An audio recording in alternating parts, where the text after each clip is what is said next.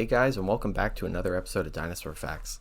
Today we are going to pick apart one of my favorite films, Jurassic Park.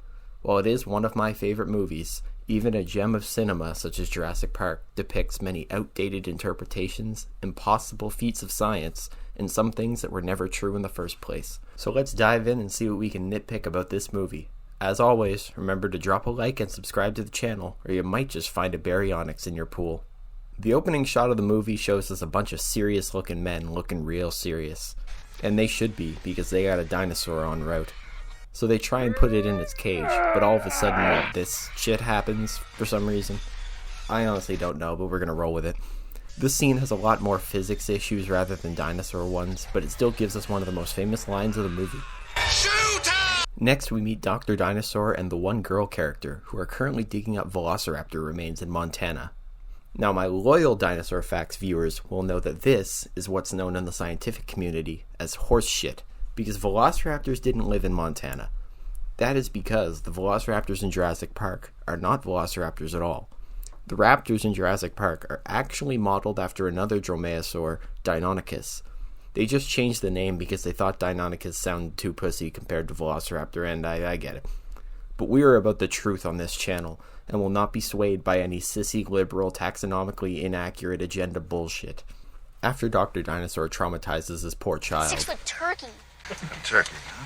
Oh, no. The point is, you are alive when they start to eat you. They go back to their trailer to find a homeless man going for the alcohol.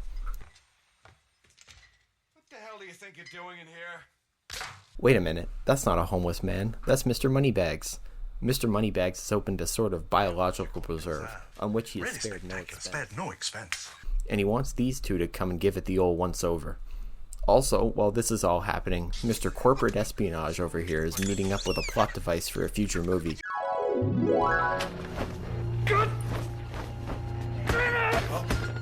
And they're planning a little bit of corporate espionage. Finally, after an exhausting 17 minutes with no Subway Surfers gameplay, Dr. Dinosaur, the one girl character, and Mr. Moneybags make it to the island, along with two new friends, the lawyer who is funny and Jeff Goldblum. After a short road trip, they see their first dinosaur, a Brachiosaurus, from right inside the enclosure no less. That must violate some sort of safety regulation, but I'm sure it's fine. It's a dinosaur. This Brachiosaurus is also not a Brachiosaurus in reality, like the Velociraptor, but we'll let it slide this time because Giraffatitan was much closer related to Brachiosaurus. The real issue with this scene occurs when this motherfucker stands up on two legs like some sort of person. Although it looks cold as fuck, even if they had the strength to push off their front legs at all, the weight of their body would then crush the bones in their back legs to a fine paste. Inside the visitors center, the DNA goat gives us a lore drop on how exactly they cloned Dinosaurs? The goat explains that ancient mosquitoes would bite a dinosaur, land on a tree, get stuck in the sap, and fossilize, leaving intact dinosaur DNA. They then use frog DNA to fill in any gaps in the genetic code. To me, frogs have always been a weird choice since they're not even related to dinosaurs, but whatever, it's a plot device for later anyway. It shouldn't be a problem for these Nimrod scientists either way, since they should know that DNA denatures in about 7 million years. But dinosaurs went extinct 66 million years ago, and I'm pretty sure that that doesn't add up. And then, the wretched fucking children show up, and the real tour begins. Unfortunately, the first dinosaurs on the tour don't want to come out just yet. They're just scared of me. It's whatever, because the group decides that they'd rather trespass and just jump out of the fucking cars. They find a sick Triceratops, which, honestly, is pretty accurate.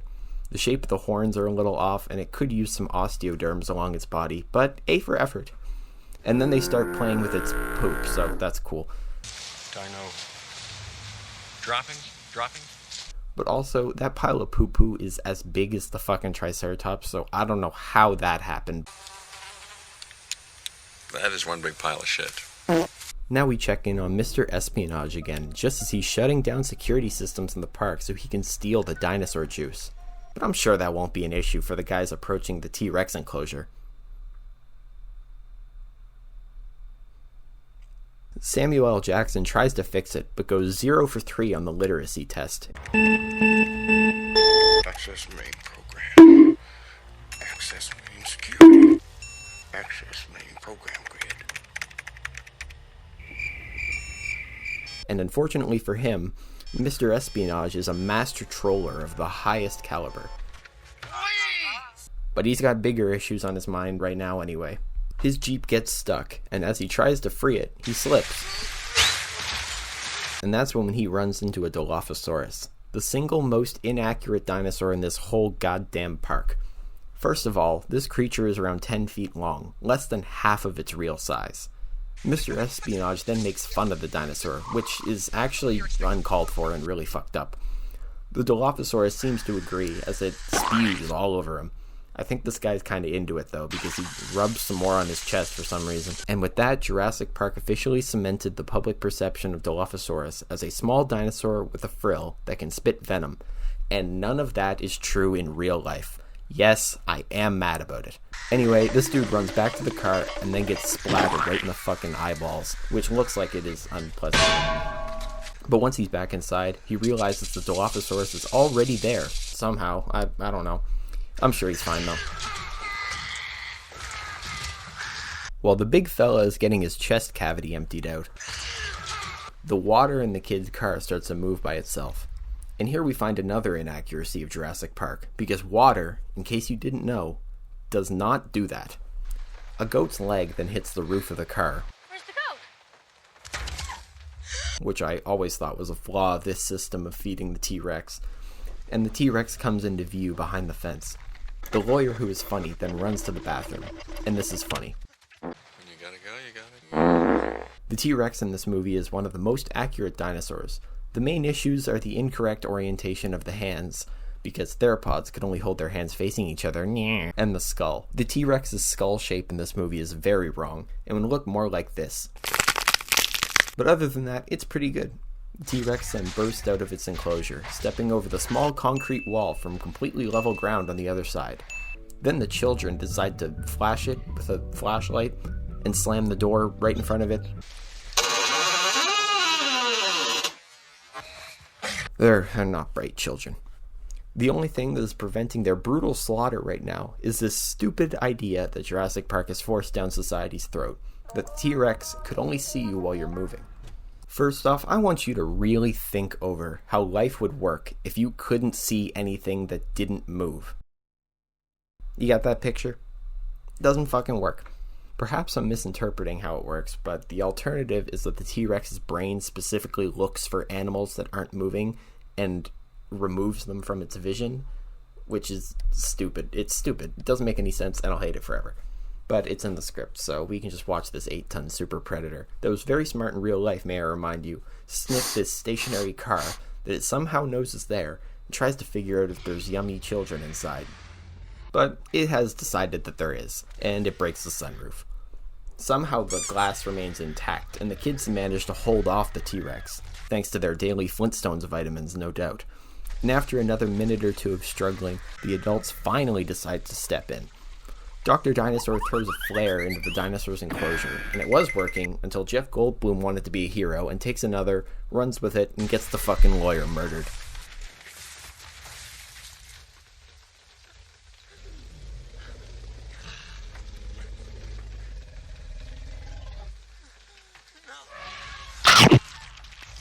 But that's funny, so we'll let it slide. Dr. Dinosaur helps with the kids, but the girl screams for literally no reason. And brings the T-Rex back over. So then the T-Rex flings the car, with a child still inside, into its enclosure and over... what? A bottomless pit of despair? But how did it do that? I would like to be clear for all viewers of this video. At this time, there is no paleontological evidence that T-Rex were sorcerers. After Dr. Dinosaur gets the boy out of the tree with absolutely no issues, we check back in with the one girl character and Crocodile Dundee, who have just found Jeff Goldblum and what's left of the lawyer that is funny. The T-Rex circles back and finds them just as they are leaving, which starts an epic chase sequence that makes no sense at all. T-Rex can't actually run, and basically just speed walked around at 15 to 25 miles per hour. The movie even states the speed of the T-Rex, and they were pretty close. How fast are they? Well, we clocked the T-Rex to 32 miles an hour. But if that is true, then why the fuck are they driving away from this thing at less than 30 miles per hour? Must go faster. Soldier boy, tell. While that shit was happening, Dr. Dinosaur and the kids fell asleep in a tree, and now they've started fucking with the dinosaurs. They start walking through the forest, and Dr. Dinosaur finds hatched dinosaur eggs. But earlier in the movie they said all the dinosaurs were women. Fuck you, frog DNA. Pretty sure that's not how it works either, but I mean, I'm not a geneticist, so maybe. Life, finds a way. Meanwhile, back in the visitor center, Samuel L. Jackson can't figure out how the big guy fucked with the system, so he says screw it and just turns it off and on again. Hold on to your butt. It works, but he has to go to the power building thing to complete the process. Meanwhile, Dr. Dinosaur and the kids have run into a herd of Gallimimus, which are pretty accurate, but missing the feathers.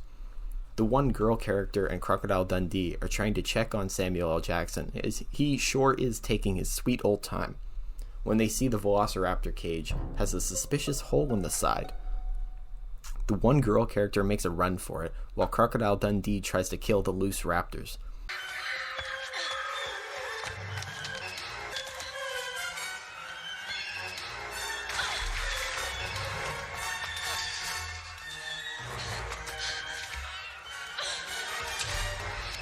The one girl character gets inside and turns the power back on without issue.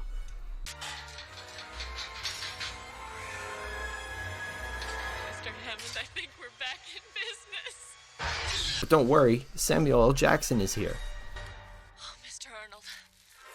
Bit of a side note, but do you guys think it was weird that she just saw some black guy's hand on her shoulder and instantly assumed it was Samuel L. Jackson, or what? Feel free to discuss in the comments. But while the one girl character was plugging the router back in, Dr. Dinosaur and the children just happened to be climbing over an electric fence, and Dr. Dinosaur gets electrocuted to death. Nah, I'm kidding. They all make it across completely unharmed.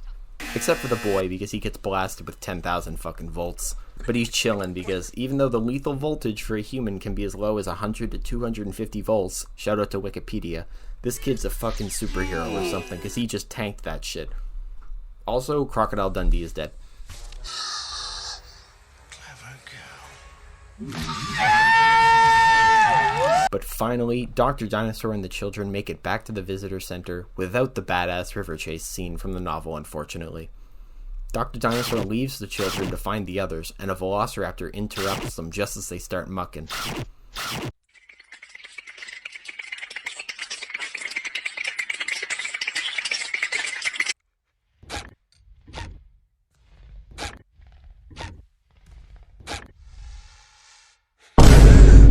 The two hide in the kitchen. The whole movie, the raptors have been built up as very smart animals, and it seems that now the raptors have learned how to open doors.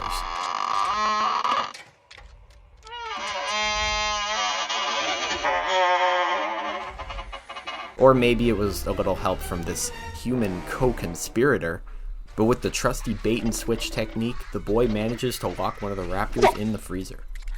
However, one of the raptors is still free, and chases the children and the doctors to the control room. Since the one girl character is too busy not helping Dr. Dinosaur hold the door shut, it's up to the girl to figure out how to lock the door with the computer.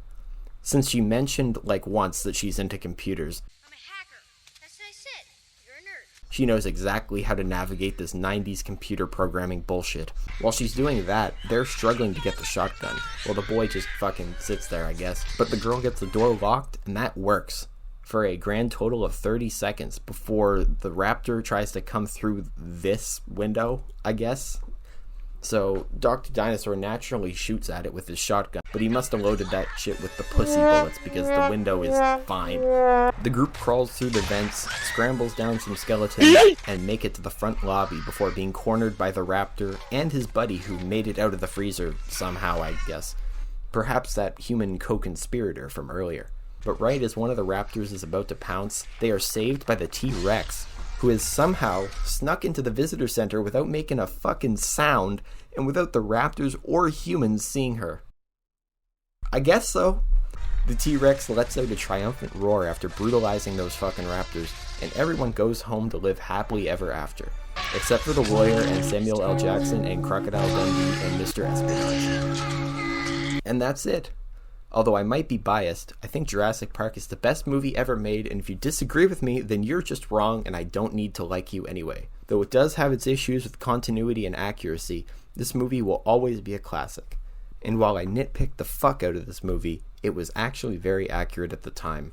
They even brought a real paleontologist named Jack Horner onto the set to consult on how the dinosaurs would look and behave in real life. However, paleontology changes every day, and over the years, it was bound to become less true to life. But thank you for watching. I hope you enjoyed. Remember to drop a like and eat that subscribe button whole. And I'll see you guys next time. Have a good one. Bye.